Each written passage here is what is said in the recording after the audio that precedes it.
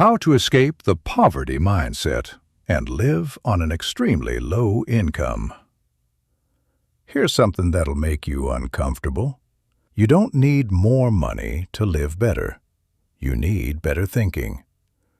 But nobody wants to hear that because we've been trained like lab rats to believe comfort comes from income, not intelligence. That's the first lie that keeps people broke. And it's the most dangerous one. You cannot outspend stupidity. Doesn't matter how much you earn, if you can't control your impulses, you'll still end up drowning in debt. Only difference is, now you'll have nicer furniture, while you're losing sleep over payments you can't afford. I've watched this pattern repeat itself for decades. Intelligent people, good jobs, respectable salaries, still living check to check like they're making minimum wage. Not because they're unlucky, because they refuse to think rationally about money. They can't say no to the noise of consumption, and modern culture has turned that noise into a roar you can't escape. Advertisers have convinced you that living below your means is deprivation, that spending less is punishment, that being frugal is being cheap. They're lying to you, and you're paying them for the privilege.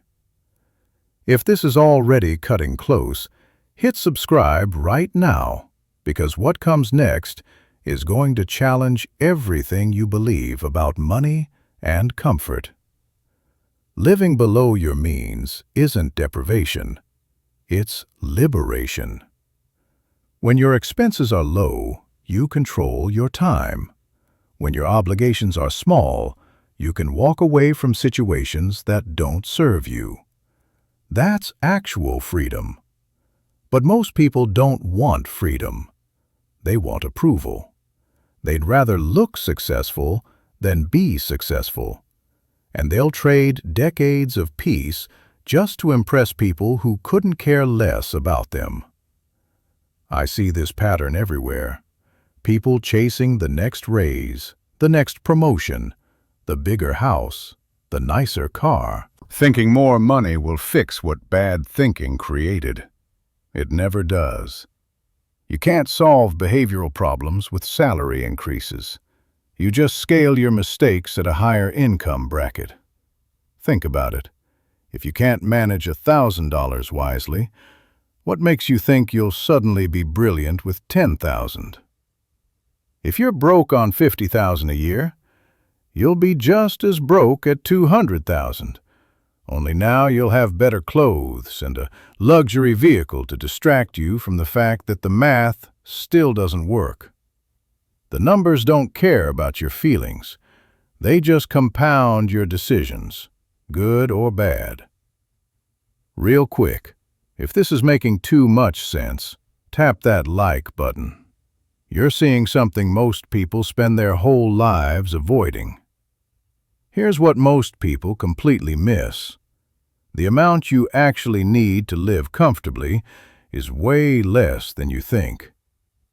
Because comfort isn't a product of income, it's a byproduct of clear thinking. You don't have to drown in credit card debt. You don't have to buy things you forgot you wanted 3 weeks later. You don't need to perform success for strangers. You just need to stop pretending arithmetic doesn't apply to you. The formula for wealth is stupidly simple. Spend less than you earn. Invest what's left. Repeat for a very long time. That's it. That's the whole game.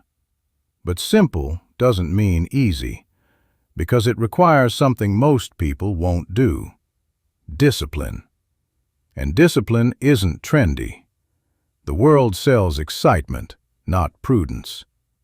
You'll never see a commercial telling you to buy nothing and stay solvent. There's no profit in teaching you to think clearly. So you have to train yourself. Value peace over pleasure, clarity over clutter, control over convenience. If you want a comfortable life, Start by keeping your bills low, because once your bills rise, your freedom falls. Every subscription you forgot about, every loan payment that auto-drafts, every unnecessary expense you normalized, that's a chain around your neck, and the weight adds up. If you can't sleep well unless your paycheck hits on Friday, you're not living freely. You're renting peace of mind. And rented peace always expires. Let me tell you about what I call the obligation factory. Modern life is designed to manufacture expenses. You start small, a streaming service, a car payment, then a bigger place because you deserve it, right? Then furniture for the bigger place, insurance for the nicer car, gadgets for the upgraded lifestyle. Until one morning you wake up and realize you're working just to feed a machine you built yourself. It's a quiet trap. You don't notice it tightening because every addition feels reasonable in isolation. But reasonable expenses added together become ruinous. The faster you run on this treadmill, the faster it spins. And here's the uncomfortable truth. The only way to win is to step off entirely. How? Deliberate simplicity. Not deprivation, clarity. Start by writing down every single thing you owe each month, every recurring charge, every automatic payment you set up and forgot existed. Then ask yourself one brutal question. If I lost my income tomorrow, how long could I survive without panic? Most people can't make it a month. That's not living. That's gambling with your stability. The wealthy think completely differently. They build what gets called a margin of safety. They design their lives to survive long periods of drought. And the first step to building that margin isn't earning more, it's owing less. Share this with someone who needs to hear it. Send it right now while you're thinking about it. Lower expenses mean higher endurance. It gives you time, options, the ability to say no when life gets stupid. And life gets stupid regularly. Count on it. I watched people spend like they were immortal when I was young. They thought money was infinite and consequences were optional. Now I see their older versions, bitter, exhausted, still making payments on lives they no longer even enjoy. When you attach your happiness to consumption, it expires as fast as your phone's battery. When you attach it to independence, it compounds quietly in the background. Keeping bills low does more than save money. It protects your sanity. It removes anxiety from your mornings. You stop waking up worried about interest rates or layoffs or whether the market's crashing today. You've already built a smaller, smarter ship that can weather any storm. That's what financial intelligence actually looks like. Not fancy, not impressive, just resilient. People ask how to get rich. Wrong question. Start by not acting broke. And acting broke doesn't mean earning less. It means needing less. Every bill you don't have is freedom you gained back. Every fixed payment you avoid is a promise you didn't make to work harder just to stand still. Most people call this normal. They think budgeting is restriction. But budgeting is self-respect. It's you telling your future self, I'm not going to destroy you for temporary comfort today. Just tracking what you spend changes how you behave. Because once you see the leak, you start fixing it. You can't fix what you refuse to measure. That's why even a basic written list, income minus expenses, is more powerful than any app. It forces you to face numbers, not excuses. And once you see clearly, you start cutting ruthlessly. Cancel subscriptions you forgot existed. Pay down high-interest debt aggressively. Stop upgrading things that work perfectly fine. And for the love of reason, don't treat sales as savings. A discount on something you don't need is still waste. Just waste with better marketing. Comment below if you're realizing how many expenses you're carrying that serve no purpose. Let me know what you're cutting first. The goal isn't misery. It's breathing room. Making sure one unexpected car repair doesn't collapse your entire financial plan. Because if one surprise expense can destroy you, that's not a surprise, that's a design flaw. And you designed it by saying yes to too many things that seemed small at the time.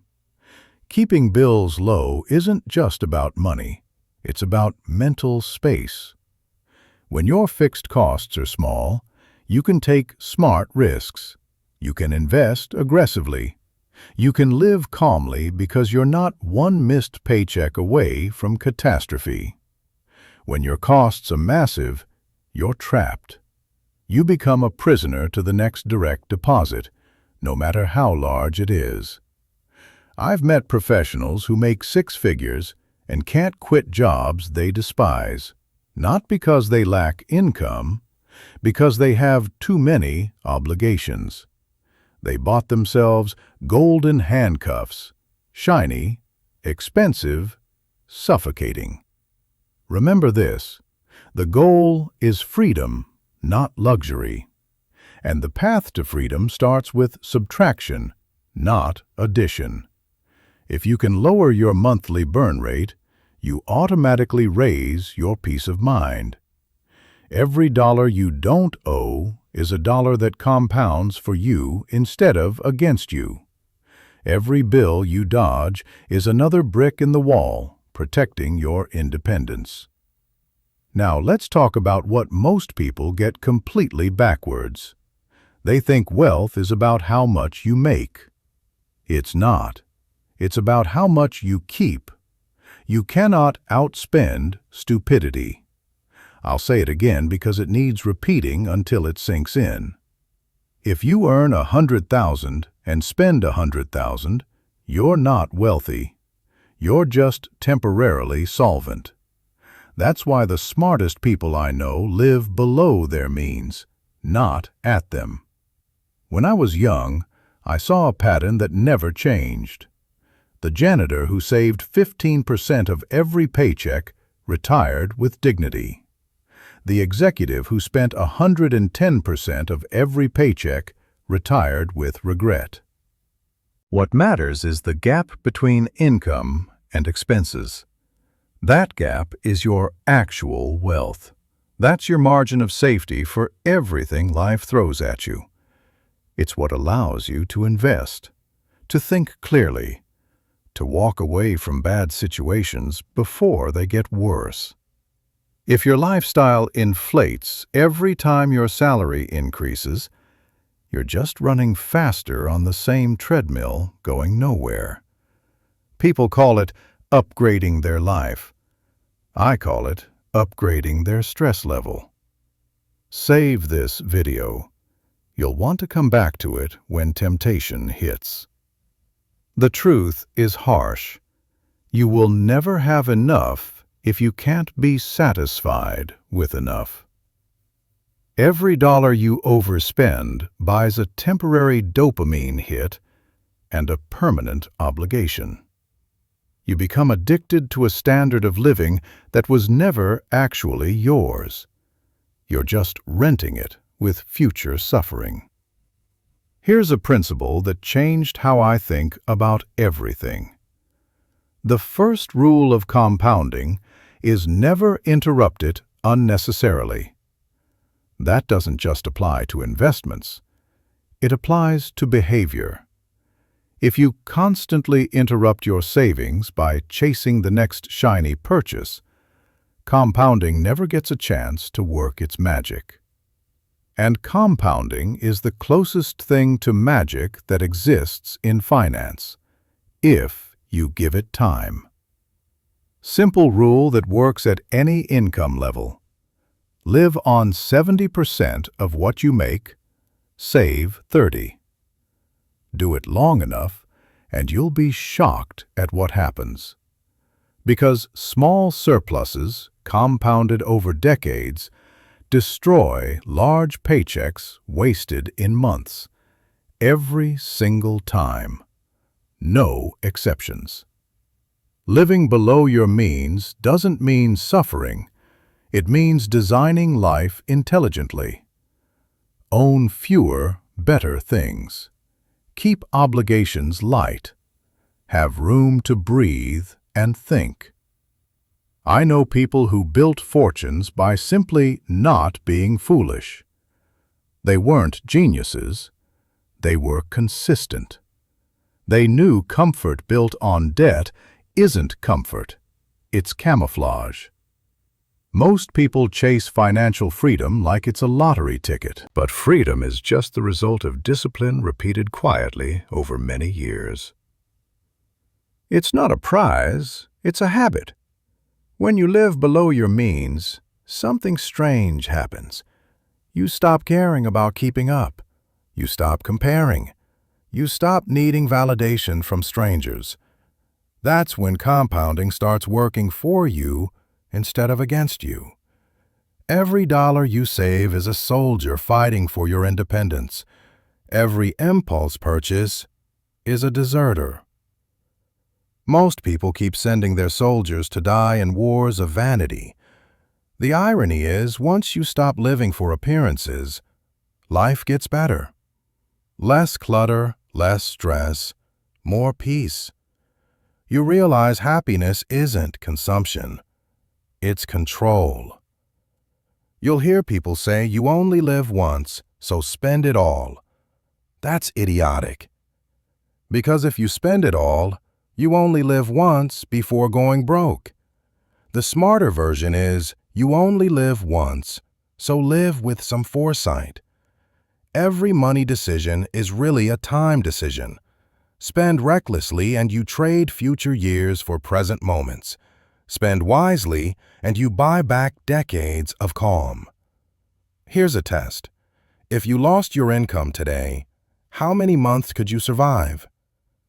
If the answer is 0, you don't own your lifestyle. It owns you. Living below your means builds what gets called optionality. It lets you take smart risks, invest when others can't, or simply rest without terror. That's how you make sure the game doesn't end before you're ready.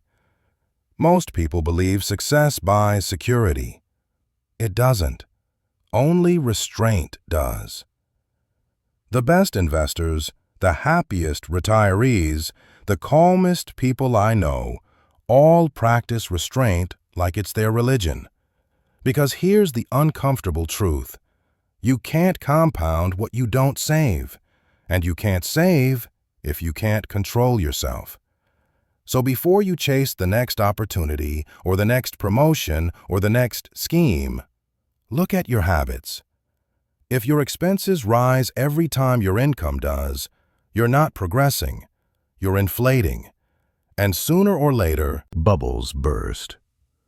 The smartest move isn't earning another dollar. It's mastering the urge to spend the one you already have. If you do that long enough, wealth becomes inevitable. Not because you found a shortcut, because you stopped doing stupid things. Now here's where most people fail the intelligence test. Unexpected money, bonuses, tax refunds, overtime, inheritance. That's the moment people reveal whether they have financial maturity or financial delusion. They call it extra money, like it's free. So they spend it like it's free. And within weeks, it's gone, and they can't even remember what they bought. Let me be direct. How you handle unexpected money tells me everything about your financial future. If you waste it, you're impulsive.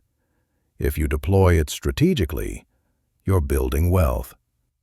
When you get more than usual, don't rush to reward yourself. Pause. Think. Ask one question. What will this money do for me in 5 years? If the answer is nothing, you're about to commit a crime against your future self. You don't need brilliance to build wealth. You just need to stop being reckless when opportunity arrives. I've watched people turn small windfalls into lifelong leverage. They didn't celebrate with vacations or toys. They paid off debt, built emergency reserves, bought assets that worked while they slept. Meanwhile, others blew the same amount on instant gratification and then wondered why nothing ever changed. Luck is wasted on the undisciplined. Every dollar you treat with intention compounds. Every dollar spent carelessly disappears and teaches you nothing. That's why I tell people, when extra money shows up, act like it won't come again, because often it won't. If you don't assign it a job immediately, it will find trouble. And money loves trouble. Plan before it arrives. Know exactly what you'll do. 50% to investments, 30% to debt elimination, 20% to life. Simple, rational. No emotion involved. Emotion destroys financial progress. People get a taste of success and immediately want to advertise it. They forget quiet money compounds. Loud money evaporates. You don't need monk-level discipline. You just need strategist-level thinking.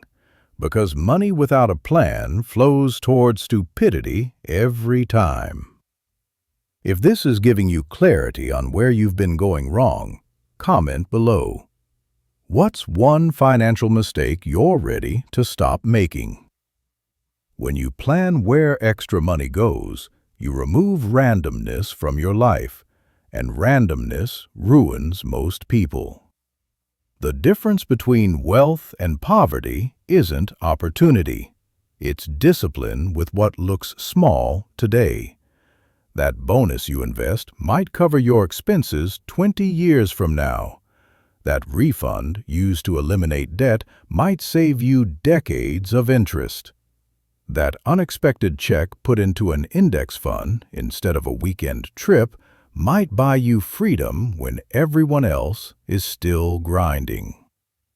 People underestimate how fast discipline compounds.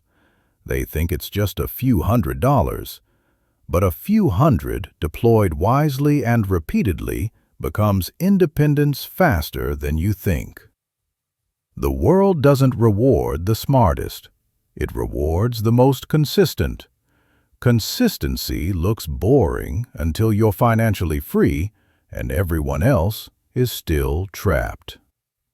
Every dollar you earn has a choice: work for you or disappear on you. If you spend it, it's gone. If you invest it, it recruits more dollars to your team. Over time, that small army becomes an empire. But most people never give their money a chance to multiply. They fire every dollar the moment it arrives.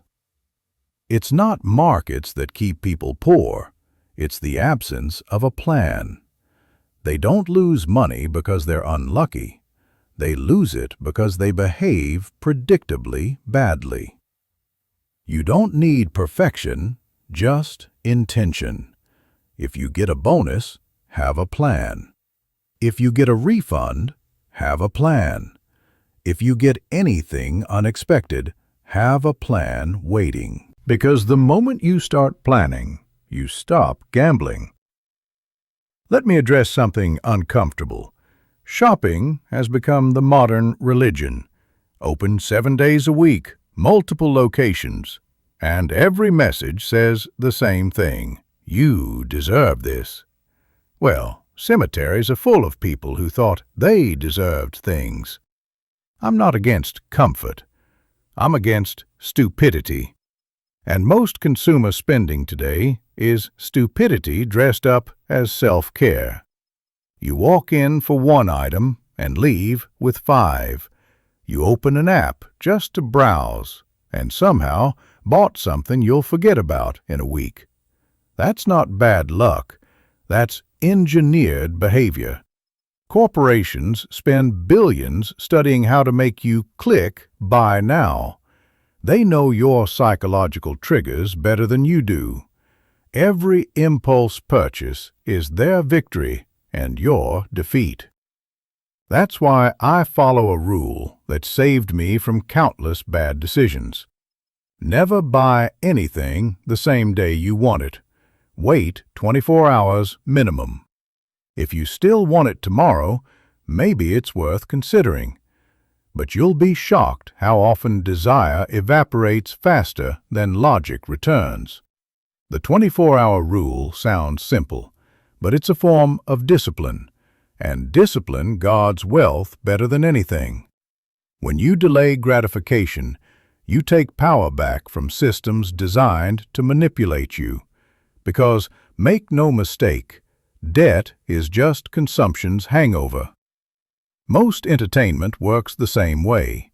It's marketed as reward. You worked hard, so now you deserve to escape. But escape costs money, and escape, repeated often enough, becomes addiction. I've seen people spend half their income on experiences, concerts, dinners, events, weekends that vanish faster than receipts fade. They confuse stimulation with satisfaction.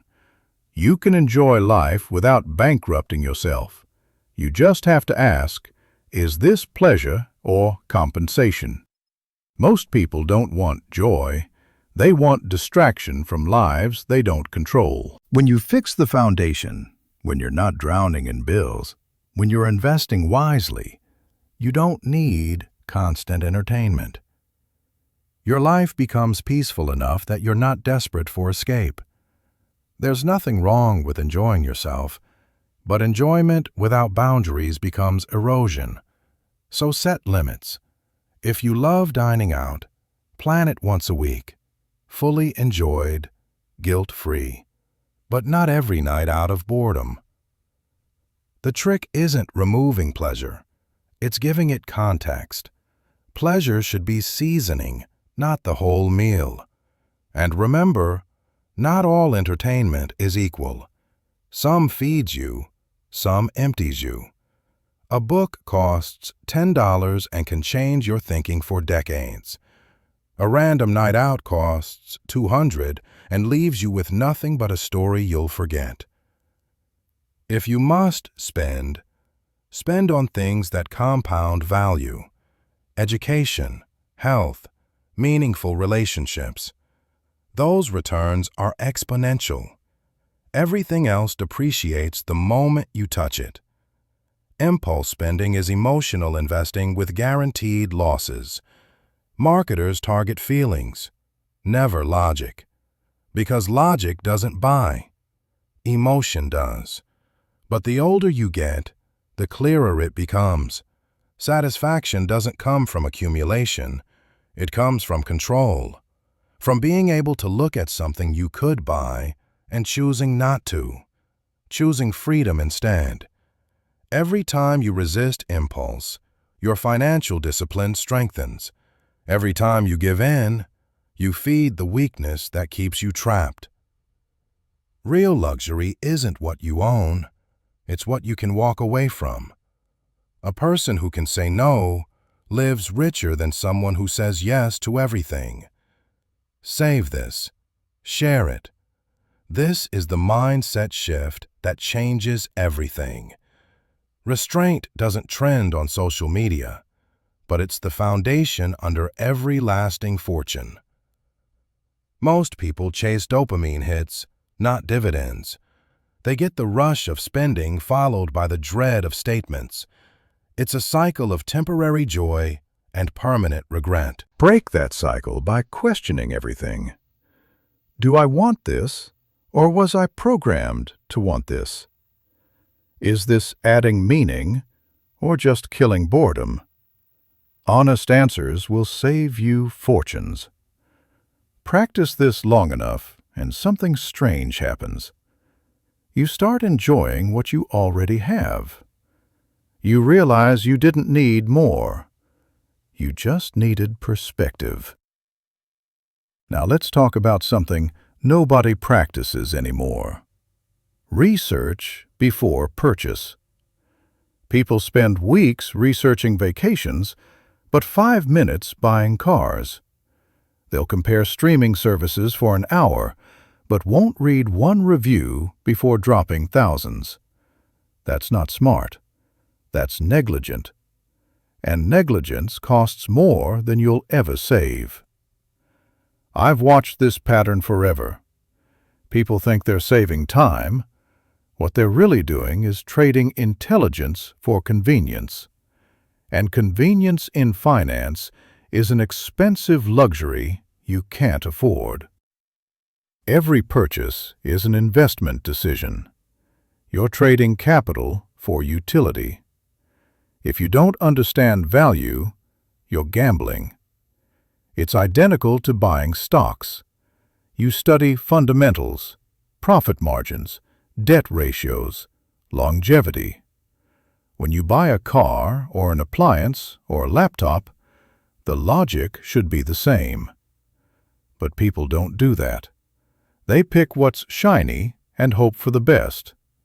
Hope is a terrible financial strategy.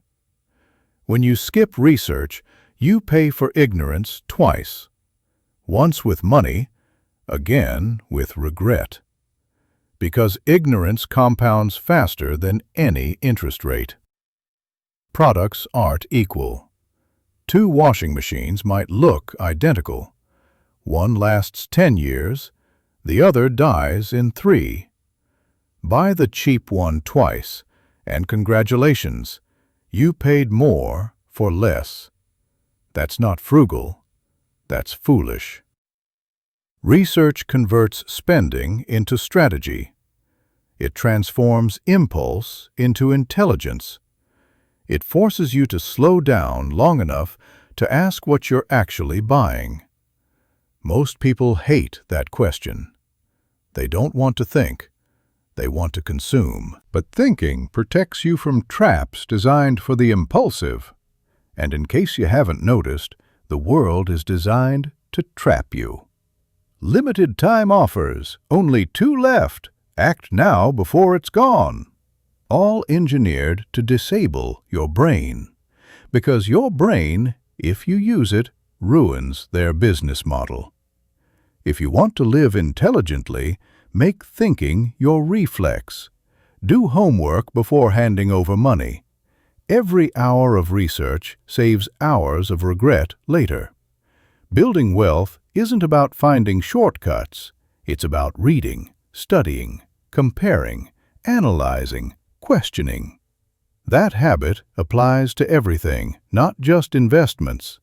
Buying a home, understand property taxes, maintenance costs, resale trends.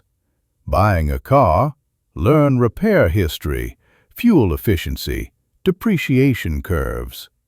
If you don't understand what you're buying, don't buy it. Simple rule most ignore at their own expense. People say time is money, but ignorance costs more than patience ever will. A few hours of research might save thousands. That's a trade even fools should take. But most don't because modern life rewards speed over sense. They want instant gratification. They click before thinking, then wonder why they're broke and stressed. You don't need paranoia, just rationality. Compare options, ask questions. Look for durability, not decoration. A good purchase should make life easier, not your wallet lighter. Wealthy people don't buy cheap, they buy smart. They pay for value, not trends. That's why their possessions last, because their thinking does. When you treat every dollar as investment capital, your brain works differently. You stop asking, "Can I afford this?" and start asking, "Is this worth it?" That single question saves more money than any sale ever could. Research doesn't just save money, it builds character, patience, discipline, skepticism. The same traits that build wealth. You can't be reckless with $100 and expect to be wise with 100,000. Habits compound exactly like capital does. So before buying anything, big or small, do the boring work. Learn, compare, verify. Don't let marketing think for you, because if someone else does your thinking, they're also doing your spending. The market preys on laziness. Your defense is diligence. Now here's what separates lasting wealth from temporary comfort: maintenance. Most people are excellent at buying things, terrible at keeping them functional. They'll spend months researching the right car, then skip oil changes. Brag about home ownership, but ignore the roof until it collapses. Buy expensive clothes, but never clean them properly. That's not unlucky. That's negligent. And negligence is one of the most expensive habits that exists. Most people think wealth is accumulation. Real wealth is preservation. What's the point of earning if you can't keep what you have from falling apart? In business, it's called capital preservation. In life, it's called common sense. A well-maintained machine lasts decades. A neglected one dies early and takes your savings with it. Same with your body, your home, your relationships, your mind. Everything deteriorates without attention. Entropy is nature's default setting. Preventive care is cheaper than emergency repair in every area of existence. People ignore their vehicles until they break, their roofs until they leak, their bodies until they fail, their finances until they collapse. Then they panic and call it emergency. No, it's negligence coming due. I learned early that small maintenance costs compound positively. A $50 oil change prevents a $5,000 engine replacement. A $200 checkup prevents a $20,000 hospital stay. A single honest conversation prevents a friendship from rotting. Yet people skip all three because they're too busy. Too busy is the favorite excuse of the incompetent. They're too busy to maintain what matters, then somehow find endless time to fix what they could have easily prevented. I've seen brilliant executives run companies into the ground because they stopped checking fundamentals. And I've seen individuals go broke for the exact same reason. The principle doesn't change. Neglect compounds faster than interest ever will. Your job isn't constantly chasing new things.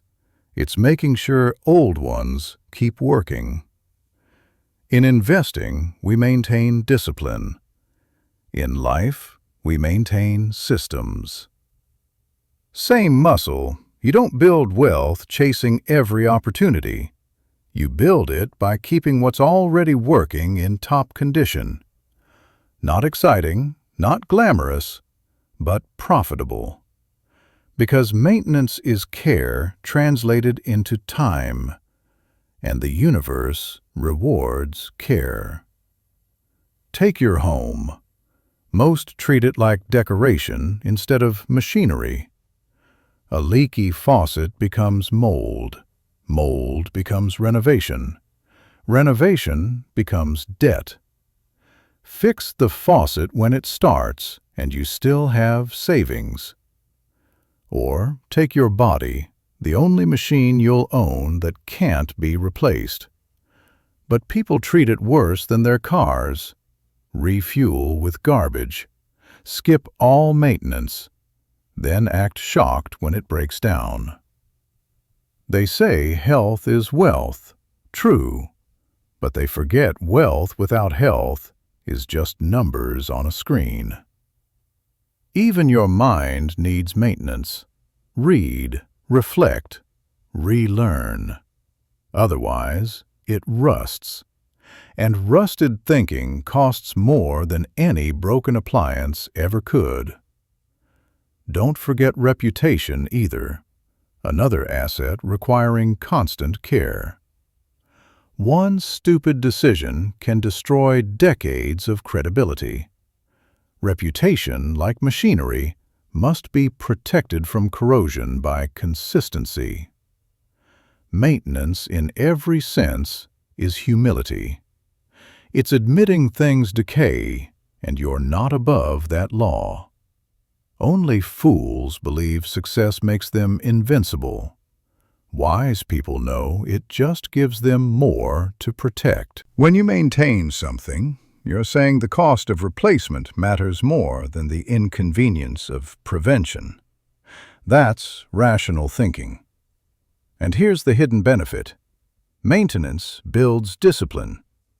The mindset that changes oil on schedule also pays taxes early, rebalances portfolios, checks assumptions before they ruin you.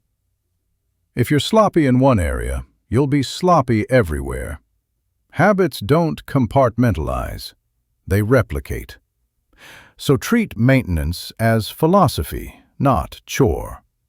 Maintaining what you have is the only way to deserve more. Finally, let me address the heart of rational living.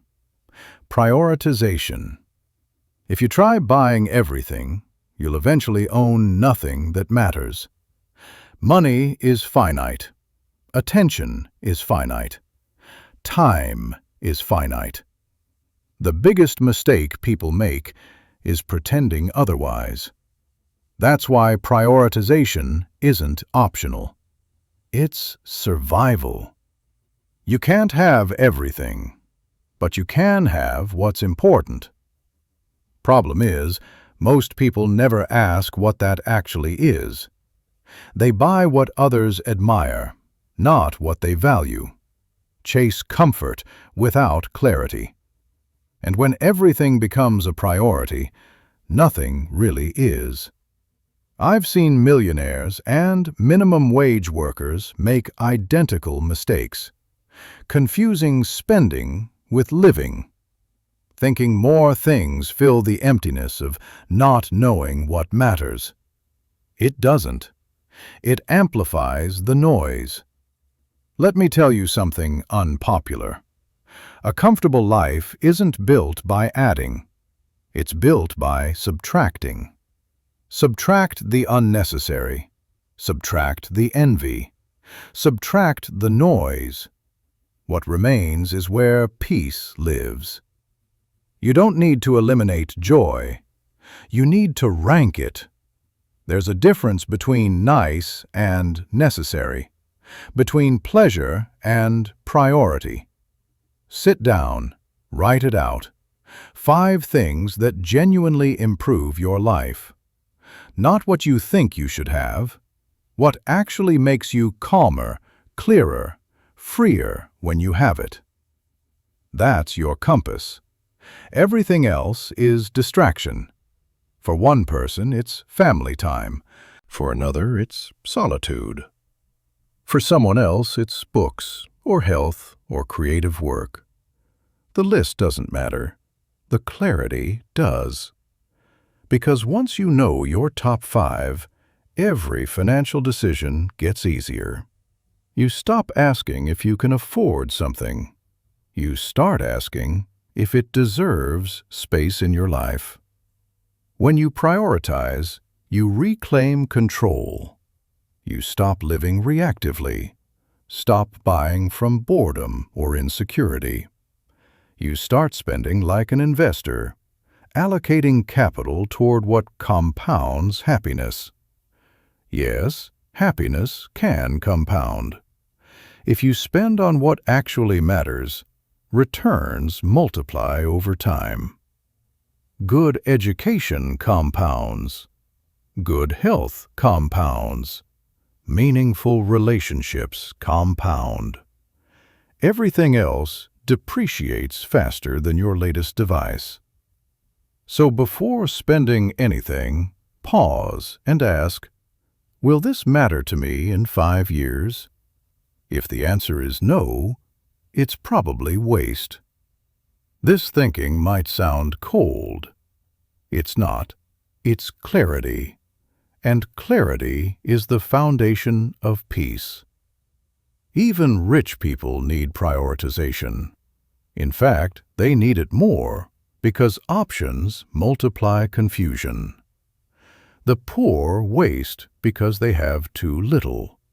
The rich waste because they have too much. In both cases, the disease is identical: lack of focus. If you can learn to prioritize on low income, you'll be unstoppable when you have more. Because money doesn't change behavior, it amplifies it. Reckless when broke means catastrophic when wealthy. That's why learning to live on less is training. You're teaching yourself to think, to choose, to differentiate. That's real intelligence, not IQ, but judgment. When you spend deliberately, you also appreciate deliberately. Gratitude grows where chaos used to live. You stop needing constant novelty to feel alive. You start valuing quiet satisfaction of having enough.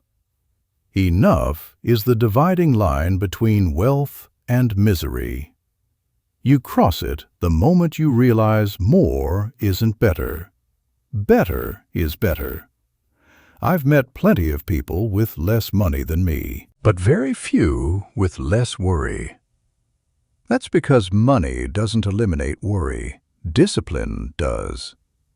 A low-income life lived intelligently is more peaceful than a high-income life lived stupidly.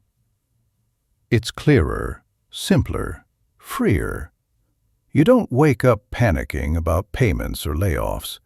You wake up knowing you're in control because you chose simplicity over spectacle. Spend on what's valuable to you, not what signals value to others. If you enjoy good meals, budget for them. If you love books, buy them. If you crave experiences, plan them carefully. But do it consciously, not because advertising told you what happiness should look like. This is the paradox. The less you need, the richer you become. Because real wealth is freedom from need. People who master money aren't chasing more. They're the ones who learned when enough is enough. So if you want to live well on low income, don't think smaller, think clearer. Ask yourself daily, what do I actually value? What can I live without? What will still matter when the noise fades? Answer honestly, and you'll never feel poor again. Because the richest person in the world isn't the one with the most. It's the one who can say with complete calm, I already have enough. That's freedom. That's wealth. That's the life worth living. If this video gave you permission to think differently about money and life, don't let it end here. Subscribe so we can keep going deeper. This is what this space is for. Real talk about building actual wealth through thinking clearly. Not chasing shortcuts, not trends, not gimmicks. Just timeless principles that work regardless of income. And if something here shifted how you see your situation, let me know in the comments. Tell me what clicked. Tell me what you're going to do differently starting today. You're not alone in this, and knowing that matters more than you think. You're smarter and more capable than your bank balance suggests. Now prove it.